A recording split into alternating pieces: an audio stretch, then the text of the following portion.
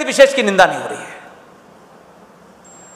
दुनिया में हजारों चीजें बदली जाती हैं, आप रोज अमेंडमेंट करके संविधान में नई चीज लाते कि नहीं लाते हैं, लेकिन एक दूसरा सच यह भी है कि इस संविधान में जो भी कुछ है, बहुत बुरा भी मान लीजिए थोड़ी देर के लिए, इस संविधान के अलावा सक्सेसिव सरकारों ने अपने दलाल वोटरों को रिझाने के लिए संविधान को साइड में रख करके कुछ बिल पास कर दिए।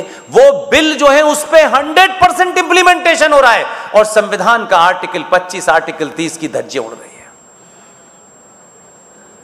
इन all practical terms, as my senior dear friend professor in JNU, fantastic man of this year, professor Anand Ranganathan, जिनको आप टेलीविजन पे देखते हैं, मैं उनको कभी कभी मजाक में कहता हूं, आप इंग्लिश में मौलाना आनंद हैं।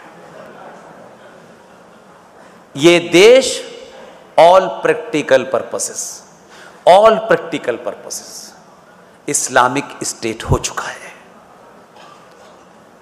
आपके संविधान को धत्ता बताते हुए एक अलग से कानून चल रहा है और इतने एकदम नेकेड, कोई थोड़ी बहुत लिहाज भी नहीं रखा है कि भाई थोड़ा चादर वादर लगा दो, एकदम नंगा करके उसके ऊपर पूरा इंप्लीमेंटेशन है। स्टेट ये कह रही है, अगर मैं ये कहूं तो गलत नहीं होगा, state is forcing you to convert into Islam, then we will give you everything. इसलिए इस बात की दौड़ लगी हुई है कि कोई अजान देने पर, जो अजान देगा उसे तनख्वाह मिलेगी, सरकार तनख्वाह देगी, चल रहा है। और हिंदू मूर्ख क्या कह रहा है, उन्हें दे रहे हो तो हमें भी दो, वो जो जा रही है वो भी मेरे पैसे की है। ये कहने की जगह ये नहीं दी जाएगी असंवैधानिक, ना ये सब नहीं उठाना, ढोल पीटना है हमें तो। इसलिए 1991 का प्लेसेस ऑफ वर्शिप एक्ट, जिसकी लड़ाई अभी हम जीतने वाले हैं, 3 तारीख को फैसला आएगा। लेकिन मेरा सवाल यह है, जिंदा कौमें सुप्रीम कोर्ट से नहीं चलती, नहीं चलती। ये सुप्रीम कोर्ट हो सकता है जिंदा कौमें अपने पुरुषार्थ से चलती हैं। कोई माई का लाल ये बताएगा कि जहां राम का मंदिर बन रहा है ये सुप्रीम कोर्ट के ऑर्डर से बन रहा है। आपने ऐसे हालात पैदा कर दिए कि सुप्रीम कोर्ट का लगाव ऑर्डर नहीं दे सकते, ये तो काम हो गया। हजारों सदियां दुनिया में जितनी सभ्यताओं की लड़ाई है उसमें आहुति देनी पड़ती है, कोर्ट नहीं चलाता है। आप चाहते हैं आहुति कोई और दे, आप मजा लें, ये नहीं होगा। 477 इस देश में हिंदू लड़के लड़कियां मारे गए हैं, उनकी चिंता नहीं हो रही। लेकिन ठेकेदार बयान दे रहे हैं, मुसलमानों तुम्हें डरने की जरूरत नहीं है, हम हैं ना तुम्हारे लिए।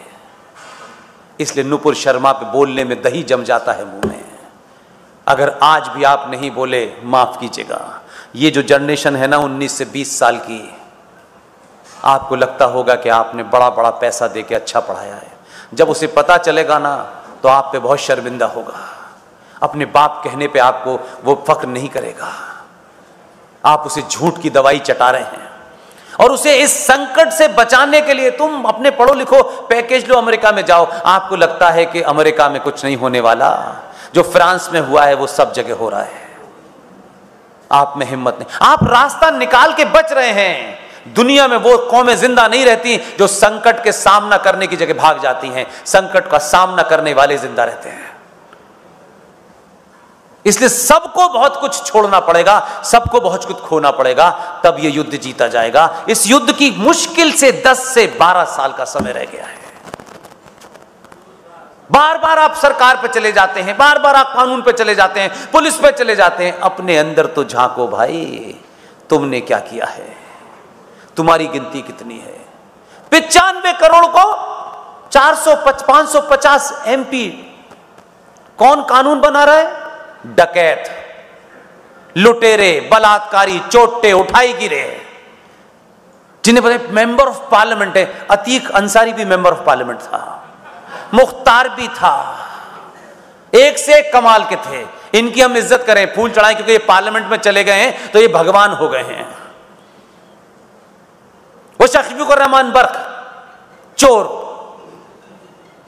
किस गलतफहमी में हैं आप? सत्ताएं बदलने से राष्ट्र नहीं बदलता। आप समझ रहे हैं कि ये चुनाव जीत गए, अब अगला जीत जाए। आपने जमीन पे क्या किया? दुनिया का नियम है, जिसकी जमीन पे कब्जा उसी का राष्ट्र होता है, बाकी सब हवा में होता है। आप कहते रहिए, कागज ले जेब में रख के घूमिए कि मैं बहुत बड़े फार्म हाउस का मालिक हूं। हिम्मत नहीं है कि आप फार्म हाउस को बचा सकें जब पागलों की भीड़ आएगी।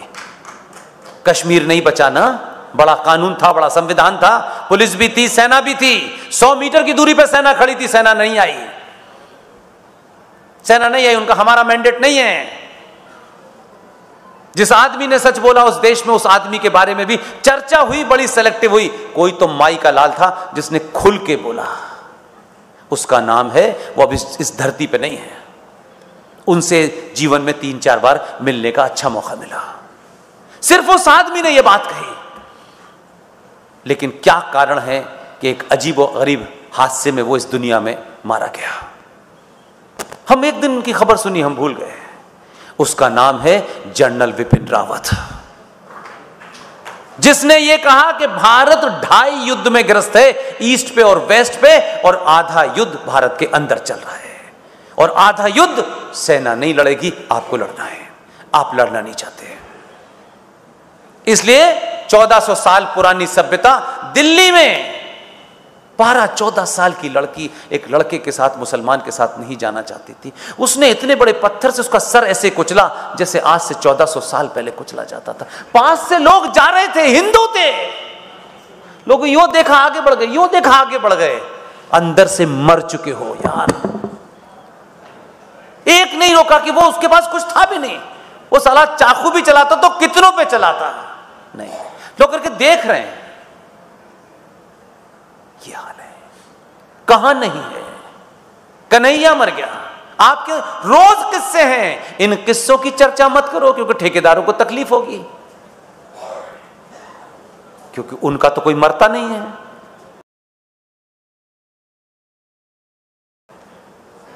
हम इंतजार करें कि हमारी बहन बेटी के साथ होगा तभी हम जाएंगे।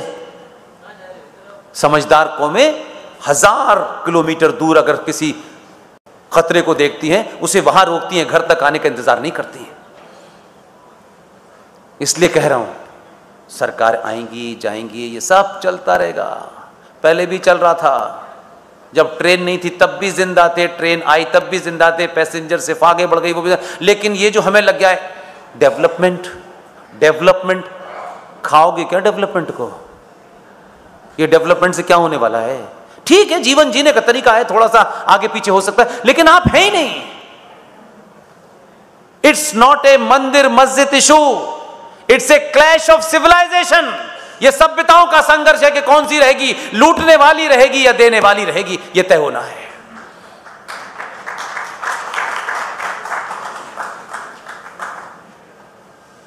बहुत सारी ऐसी बातें हैं कि आपको मायूस नहीं करना चाहता।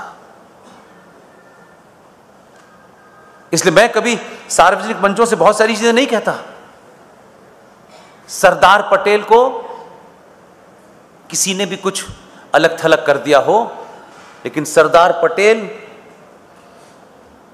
ने ऑपरेशन पोलो किया था, याद है ना?